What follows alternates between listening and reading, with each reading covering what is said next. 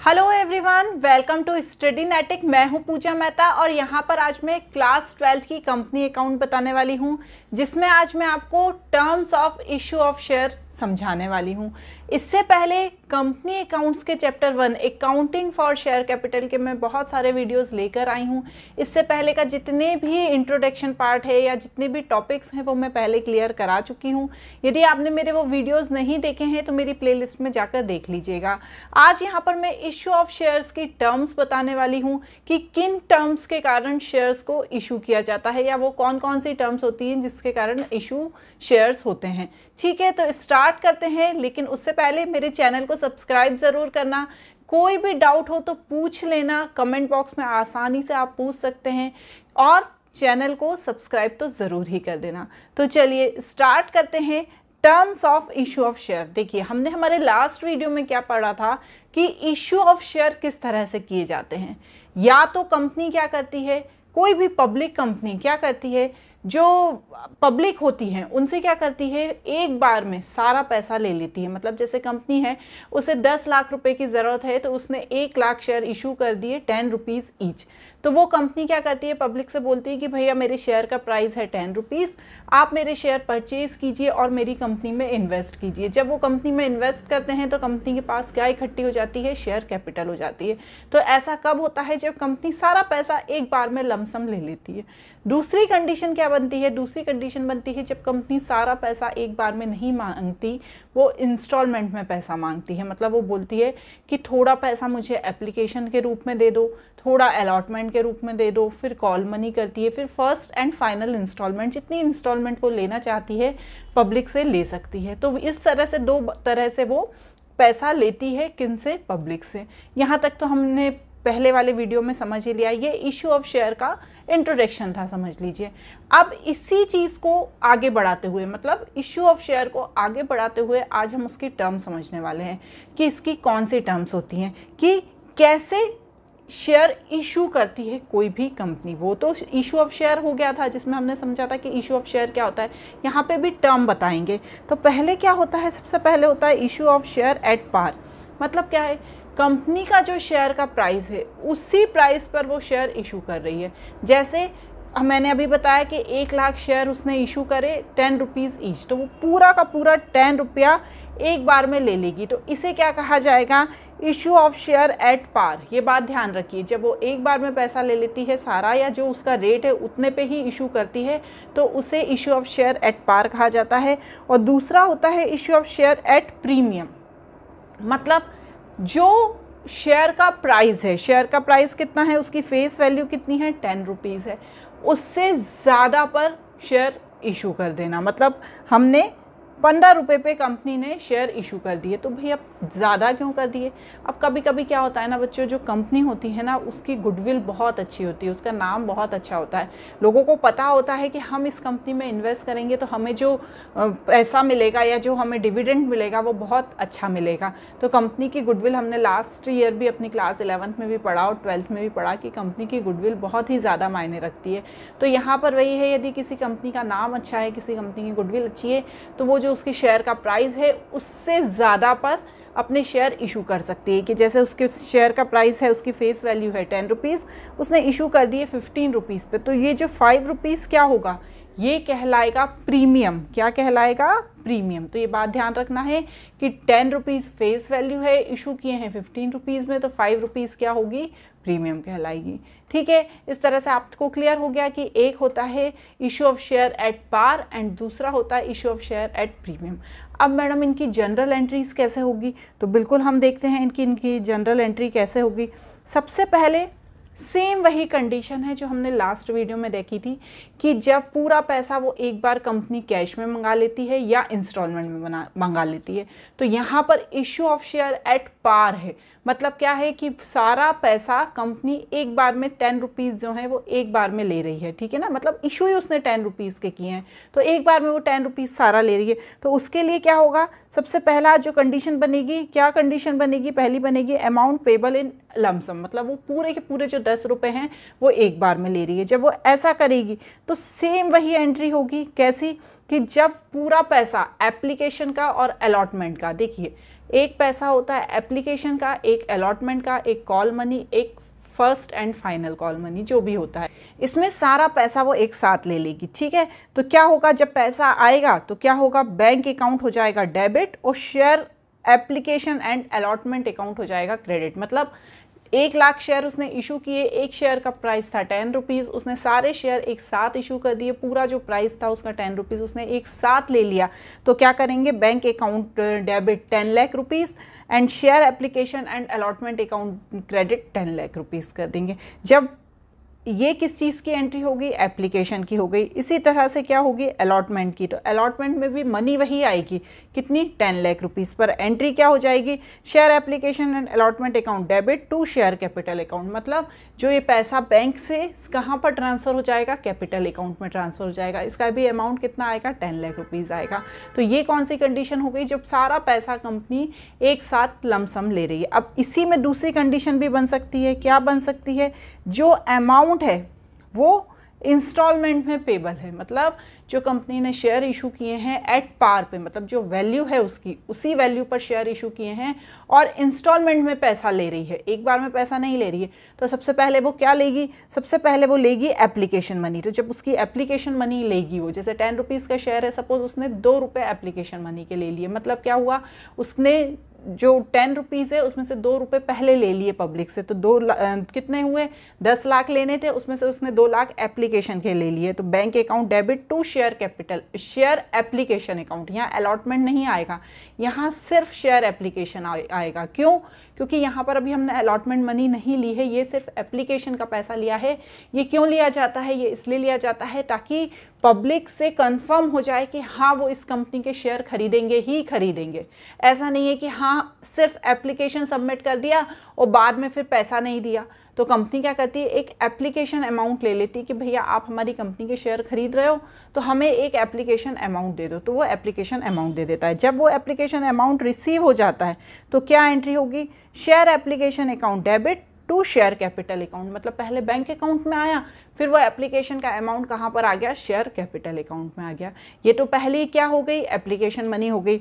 Second क्या लेती है फिर इंस्टॉलमेंट में, सेकंड लेती है वो अलॉटमेंट मनी।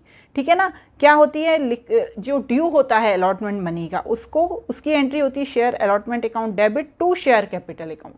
ठीक है ना, जो अलॉटमेंट मनी है उसके लिए वो क्या बोलती है कि भैया आओ अब अलॉटमेंट मनी सबमिट करो, अब हम आपको अलॉटमेंट लेटर देंगे, मतलब आप पक्के हमारे शेयर होल्डर बन गए हो, हमें कंफर्म हो गया है कि आप हमारे शेयर खरीदोगे ही खरीदोगे और बाकी जो बची हुई इंस्टॉलमेंट है उन्हें चुकाओगे ही चुकाओगे। ठीक है, तो ये इसकी एंट्री होती है। इसके बाद जब वो पैसा दे देते हैं और बैंक में पैसा आ जाता है तो bank account debit to share allotment account कर देते हैं। ठीक है ना, देखिए एप्लीकेशन का पैसा मिलता है तो उसकी 2 एंट्री होती है, अलॉटमेंट का पैसा मिलता है उसकी 2 एंट्री होती है, एक पैसा आने की एंट्री, दूसरा शेयर कैपिटल में जाने की एंट्री। ठीक है ना, नेक्स्ट इसी तरह से क्या होता है, जब फुल एंड फाइनल कॉल के लिए एंट्री होती है तो जब वो पैसा देते हैं तो क्या होता है, share first and final call account debit to share capital account, bank account debit to share first and final call account. इसमें भी हमने 2 ही एंट्री कर दी। ठीक है ना, मतलब पैसा सबसे पहले आया तो हमने कैपिटल अकाउंट में डाल दिया, फिर बैंक अकाउंट में डाल दिया। ठीक है ना, तो ये इंस्टॉलमेंट और भी हो सकती है। ठीक है ना, ये एंट्रीज और भी बन सकती है। हो सकता है उन्होंने फर्स्ट इंस्टॉलमेंट की जगह 4 इंस्टॉलमेंट ले ली, तो जो इंस्टॉलमेंट होगी उस इंस्टॉलमेंट का नाम लिखना है, जो लास्ट इंस्टॉलमेंट होगी उसको फाइनल इंस्टॉलमेंट समझना है और फाइनल कॉल करके एंट्री कर देनी है। ठीक है, तो ये सारी एंट्रीज कैसी होगी, ये सारी एंट्रीज होने वाली हैं कब, जब issue of share at par है, मतलब जो प्राइस है शेयर का उसी प्राइस पर शेयर को इशू कर दिया गया है। अब दूसरी कंडीशन क्या पढ़ी थी हमने, दूसरी कंडीशन थी issue of share at premium. ठीक है, मतलब जो शेयर का प्राइस है उससे ज़्यादा पर शेयर इशू कर दिए गए हैं। तो ऐसी स्थिति में क्या एंट्री होगी, तो यहाँ पर भी 2 कंडीशन बनेगी। क्या, पहली जब लमसम एक साथ पैसा मांग लिया है। ठीक है, जैसे ये मैंने यहाँ नहीं लिखा, जब पैसा एक साथ मांग लिया है, ये फर्स्ट कंडीशन है। ठीक है, for receiving share application money, तो जब पूरा पैसा एक साथ मांग लिया है तो पहले क्या मिलेगा, एप्लीकेशन एंड अलॉटमेंट मनी मिल जाएगी। तो बैंक अकाउंट डेबिट कर देंगे to share application and allotment account कर देंगे, जैसी अभी हमने पहले की थी, क्योंकि सारा पैसा एक साथ मिल रहा है। कितने, 15 रुपये। ठीक है, कितने रुपए मिल रहे हैं? 15 रुपये मिल रहे हैं, क्योंकि 10 रुपये का तो शेयर का प्राइस है और 15 रुपीज़ 5 रुपीज़ क्या है? 5 रुपीज़ है प्रीमियम, क्योंकि वो पैसा ज़्यादा ले रही है कंपनी। ठीक है, अब इसकी सेकेंड एंट्री क्या होगी? सेकेंड एंट्री में हम देखेंगे share application and allotment account debit जो हम करते हैं उसे तो हम करेंगे ही करेंगे, टू शेयर कैपिटल अकाउंट भी करेंगे, लेकिन यहाँ पर टू सिक्योरिटीज़ प्रीमियम, ठीक है, या टू प्रीमियम भी लिख सकते हैं, अकाउंट को भी क्रेडिट करना होगा। तो यहाँ पर प्रीमियम अकाउंट में जो 5 रुपीज़ है, मतलब क्या हुआ, जो 5 लाख रुपए हैं उसकी एंट्री होगी। ऊपर एप्लीकेशन अलॉटमेंट में 15 लाख आएगा एंड यहाँ पर टू शेयर कैपिटल में 10 लाख आएगा। तो इस तरह से जब पैसा ज़्यादा आता है तो उसकी एंट्री होती है जब पूरा एक बार में कंपनी मांग लेती है, मतलब 15 रुपये का उसने शेयर इशू करा है और पूरे 15 रुपये वो एक साथ मांग रही है। ठीक है, अब इसमें भी सेकंड कंडीशन बनेगी। क्या कंडीशन बनेगी? जब वो पैसा इंस्टॉलमेंट में मांग रही, मांग पूरा नहीं रही है, पैसा 15 रुपये ही मांग रही है लेकिन इंस्टॉलमेंट में मांग रही है। तो इसके लिए क्या होगी? सबसे पहले जो एप्लीकेशन मनी रिसीव होगी, क्योंकि सबसे पहले वो किसका पैसा लेगी? वो सबसे पहले एप्लीकेशन का पैसा लेगी। तो सबसे पहले जो एप्लीकेशन मनी रिसीव होगी तो उसकी एंट्री होगी bank account debit to share application account, जैसे हमने पहले देखी थी जब हमने पिछले वीडियो में सीखा था कि बैंक अकाउंट के थ्रू पैसा आता है और शेयर एप्लीकेशन अकाउंट को क्रेडिट कर दिया जाता है। यहाँ पर जब शेयर एप्लीकेशन की मनी रिसीव हो गई और वो कंफर्म हो गया कि हाँ ये लोग हमारे शेयर खरीदेंगे ही खरीदेंगे, तो क्या एंट्री होगी? Application account debit to share capital account, और यहाँ पर जो प्रीमियम का अमाउंट है, ठीक है ना, उसे अलग से बताया जाएगा। ठीक है, क्योंकि जब वो शेयर इशू करेगी तो उसमें बताएगी कि वो कितना प्रीमियम का अमाउंट ले रही है। तो यहाँ पर टू सिक्योरिटीज़ प्रीमियम करके उसको क्रेडिट कर दिया जाएगा। क्लियर हो रही है ना बात? एंट्री वही है लेकिन प्रीमियम के अमाउंट को अलग से शो किया जाएगा। क्लियर है मैडम? नेक्स्ट इसके बाद क्या होता है? अलॉटमेंट की एंट्री होती है। अलॉटमेंट की क्या एंट्री होगी? Share allotment account debit to share capital account to security premium account. क्या होगा? जो अलॉटमेंट का पैसा आया है तो उसको हम डेबिट कर देंगे, जो शेयर कैपिटल थी, जितना पैसा मेन पैसा है उसको हम क्रेडिट कर देंगे, और जो प्रीमियम का पैसा आया है उसे भी हम क्रेडिट कर देंगे। प्रीमियम के पैसे को हमेशा क्रेडिट किया जाएगा। क्लियर है? क्लियर है मैडम? इसके बाद आएगा amount received on share allotted. जो अलॉटमेंट मनी हमने बोली थी, मांगी थी, उनकी वो रिसीव हो रही हैं। ठीक है, जो अलॉटमेंट मनी हमने मांगी थी वो रिसीव हो रही हैं। प्रीमियम तो हमने एंट्री करी थी, यही जो प्रीमियम के साथ मांगी थी। ठीक है, तो जब वो रिसीव हो रही हैं तो उसमें से क्या आएगा? Bank account debit, call in arrears account debit. वैसे तो मैं इसका एक सेपरेट वीडियो लेकर आऊँगी, लेकिन अभी आपको यहाँ छोटा सा बता देती हूँ कि कॉल इन एरियर क्या होता है। हमने स्टार्टिंग में भी हमारे वीडियोज़ में समझा था कि जब अलॉटमेंट मनी मांगी जाती है, ठीक है, जैसे 10 रुपीज़ का शेयर का प्राइस था, 2 रुपये हमने एप्लीकेशन मनी पे ले लिए और अलॉटमेंट मनी के लिए हमने 3 रुपये मांगे, लेकिन 3 रुपये शेयर होल्डर ने देने से मना कर दिए। उसने बोला मैं 3 रुपये नहीं दूंगा अलॉटमेंट पे, मैं बाद में दूंगा, अभी मैं सिर्फ 2 रुपये ही दूंगा। 1 रुपये उसने देने से मना कर दिया, तो उसे हम क्या लिखेंगे? Call in arrear account debit, amount not received against allotment money. मतलब वह अमाउंट जो हमने अलॉटमेंट के लिए मांगा था लेकिन उसका कुछ पोर्शन हमें नहीं मिला है, तो उसको हमें यहाँ पर लिखना पड़ेगा। जो 1 रुपया है उसने नहीं दिया है, उस अमाउंट को मुझे डेबिट करना पड़ेगा। And to share allotment account. Clear? इसके बाद amount payable on first and final call. ठीक है, फर्स्ट एंड फाइनल कॉल हम ये लेके चल रहे हैं कि एक ही बार में उन्होंने आखिरी में पैसा मांग लिया, तो share first and final call account debit to share capital account to security premium account. मैंने बोला सिक्योरिटी प्रीमियम को हमेशा क्रेडिट करेंगे। उसी तरह से जब अमाउंट रिसीव होगा, मैंने क्या बोला?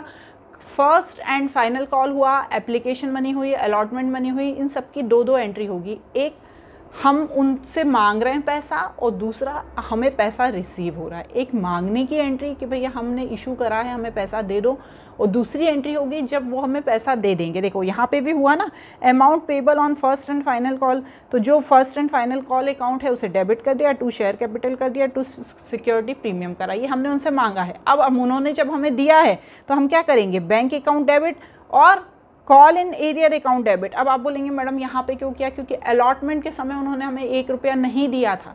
अब हम लास्ट में एंट्री कर रहे हैं तो हमें पूरा एक्सप्लेन करना पड़ेगा कि भैया अभी हमें 1 रुपया नहीं मिला है, तो यहाँ पर call in arrear account debit करेंगे, to share first and final call कर देंगे।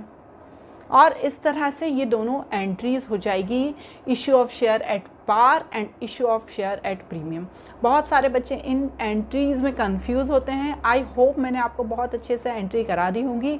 इसके मैं क्वेश्चंस भी लेकर आऊँगी, बट अभी मैं सिर्फ आपको अकाउंटिंग एंट्रीज़ कैसे करना है वो समझा रही हूँ और आपके कॉन्सेप्ट क्लियर कर रही हूँ। इसके आगे के कॉन्सेप्ट यदि आप समझना चाहते हैं तो मेरे अगले वीडियो के लिए तैयार रहिएगा। आज के लिए इतना ही, बाय बाय।